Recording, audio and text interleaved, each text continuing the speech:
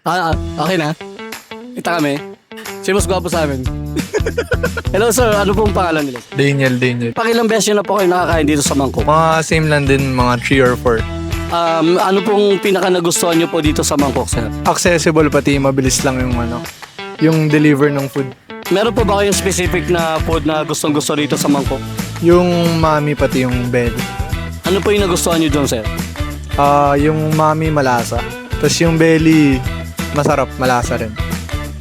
Tapos affordable din yung price. Affordable din. Okay. Ano pa po? Meron pa po ba kayong gustong sabihin sir? Wala. Salamat sir sa pagpapunak ng interview. Salamat po.